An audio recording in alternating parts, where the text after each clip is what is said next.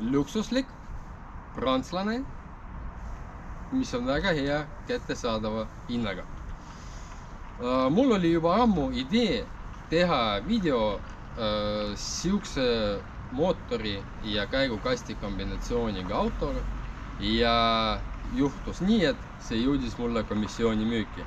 See on minu tutva auto. Mina isegi olen sellega sõitnud paar korda Tallinnasse. Üks kord käisin kuskil Pärnu kandis ja miks mulle isiklikult siukne kombinatsioon ja just see auto suhteliselt meeldivad.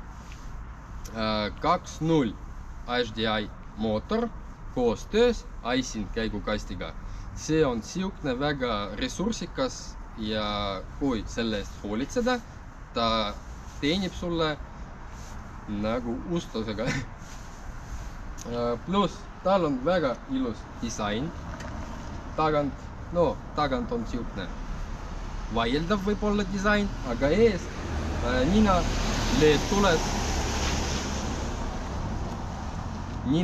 LED tuled väga hästi, väga agressiivselt siukse suht ilus välja näevad. Okei, mis meil siis siin on?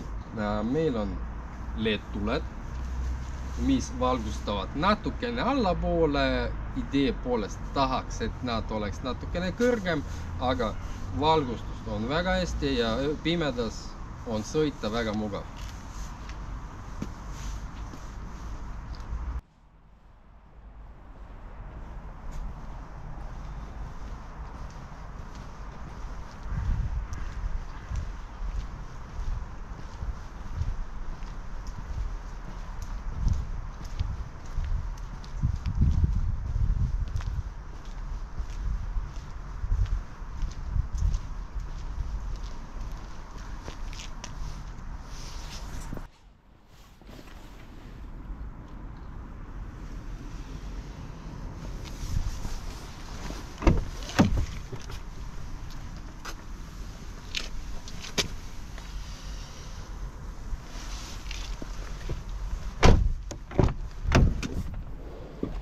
Vaat siin natukene satub, see ei ole läbi.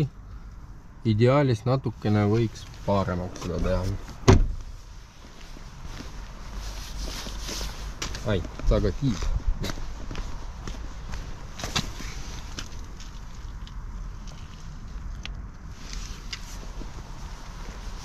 Kere poolt need autod suht hästi püsivad, kui keegi inimestest ei ole midagi. No kui inimeste faktor ei sekku, siis nad on päris hästi säilivad meie kliimas.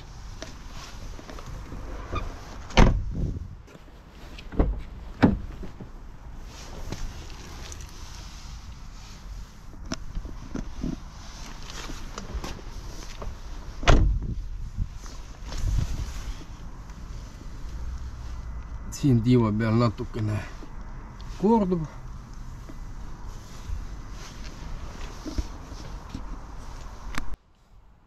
Ehk siis salong on siukne, rool natukene mitte päris nii ilus nagu võiks olla, aga kui te saate teada,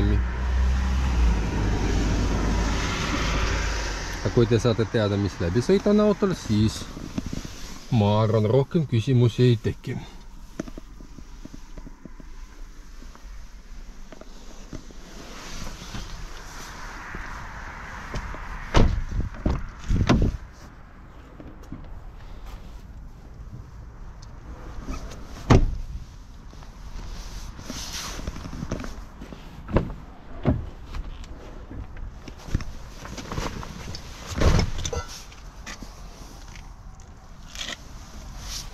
Et suht viisakas sees, normaalne väljast.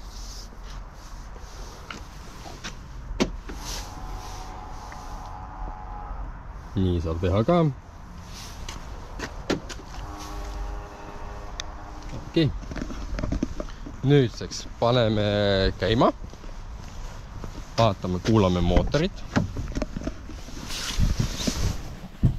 Ja mis me siis näeme?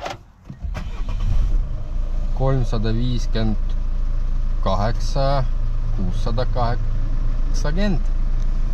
Meil on projektsioon, meil on Bluetooth muusik, siin on igasugused topsihoidjad, istmesoojendused, SOS-nupp, automaatsed kaugtuled, põhimõtteliselt suht hea varustusega auto.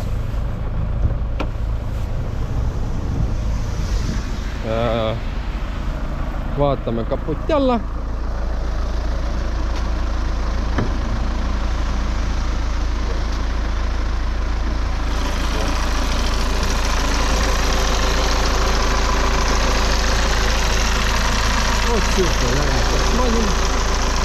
Aga mitte midagi pestet ei ole, seega võib kohe näha, et auto on kuiv. Nüüd räägime sellest, et see on minu sõbra auto, ta on komisjoonis, seega mul on natukene teada, mis viimased 3 aastat on temaga juhtunud. Mis on tehtud? Kindlasti viimastes võiks öelda, et tehtud kastihooldus, on tehtud EGR-i vahetus ja midagi veel. Ma täpsustan tema käes ja siis kulutuses kõik paneme kirja ilusti. Mina sellega, ütleme nii, et meie koos käisime Leedus talle järgmise auto järgi ja üldpildis võiks öelda, et sinna tagasi adekvaatse sõidustiiliga me saime 3,9 keskmine kulu. Seal oli teed, kus sõitsime kiiremini kui 100 kilomeetrit tunnis. Sellepärast see ongi suht hea variant selleks osta. Pluss ta on päris hea tehnilise ressursiga. Reaalselt prantslane oma 2.0 HDI mootoriga ja Aisin käigukast, mis on Jaapanis välja mõeldud toodetud. See on väga hea kombo selleks, et saada töökindla relva endale, mis säästab sinu raha ja temaga on päris mõnus sõita. Ütleme nii, et tee, kus seal seda saab katsetada, 140 kilomeetrit tunnis, ta suht vaikselt salongis ja ei ole mingit vibrasi ja kõik on suht okei. Meil on seal projektsioon, ma näitasin seda eelmises mingis väikses klipikeses ja suht mugav ka. Seega ma ei tea, proovime sõita temaga, vaatame kuidas on. D peab natukene teha, oot nii, siis ta rakendub, kus juures see käigukangu hoovustik on pagasnikus, lihtsalt peab vahetama. Et hetkel omanik sõidab teise autoga ja sellepärast ongi nii, et see auto üldiselt seisab ja vajab uut omanikud, kes temaga sõidaks, sest tundub, et autole väga meeldib sõita. Siis kui olid hetked 2 korda, et minu autod olid kõik remondis või tahtsid mingi väikse remondi, siis ma võtsin seda autot, et käia teha kontrolli.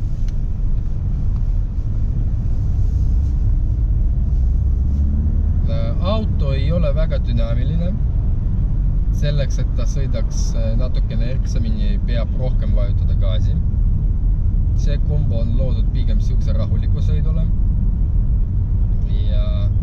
Aga kui näiteks maanteel on vaja mingist mööda sõita, siis tal on päris kõvasti jõudu, et näiteks mööda panna. Istmed on väga head. See, kui me sõitsime Leedus, kui ma käisin Tallinnas, Pärnu lähedal kuskil, mul ei olnud tunnet, et ma ei tea, me mingi päris suure maad maha sõitsime. Oli päris okei. Taga on natukene ebamugavam, aga kannatab sõita ka. üldiselt minu silmas, kui vaadata VAG-grupi autosi samas hinnaklassis, ma isegi valiks seda autot, sest ta on natukene töökindlam. Tal ei ole probleeme tahmafiltridega, mis iganes pihustitega, hoorataga, DSG käigukastidega ja tundub, et päris B8 keret Passatil selle raha eest ei saa. B7 roostetavad ja seal nagu lisavarustust on vähem. Üldiselt see on Eesti turul vähe hinnatud auto, mis tegelikult on päris hea potentsiaaliga.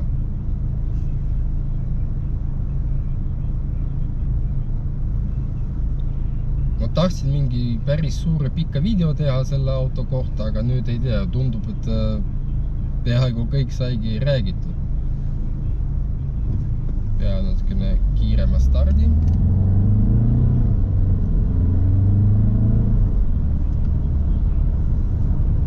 Päris okei. Sõita on lihtsalt mugav.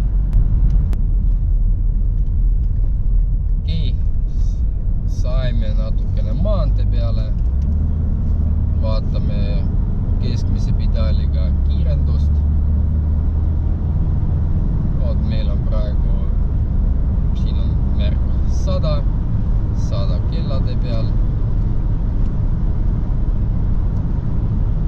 Set.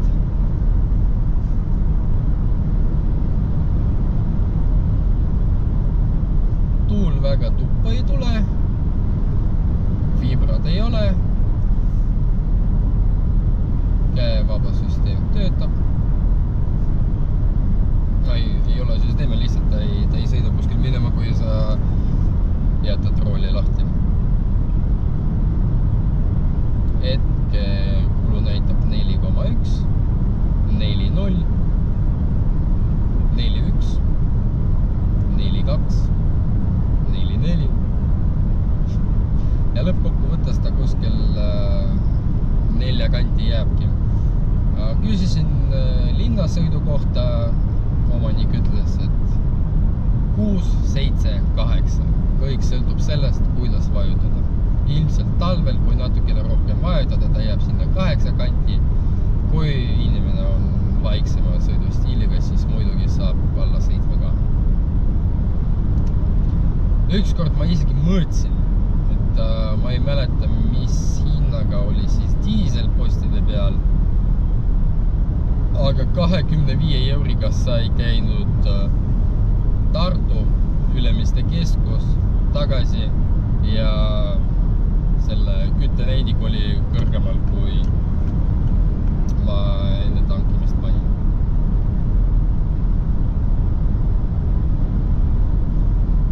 Kellel tuli soov ostmiseks, siis hea meelega näitan teile seda autot, siis saate otsustada, et teie auto ei ole teie auto ja näeme siis järgmises videos.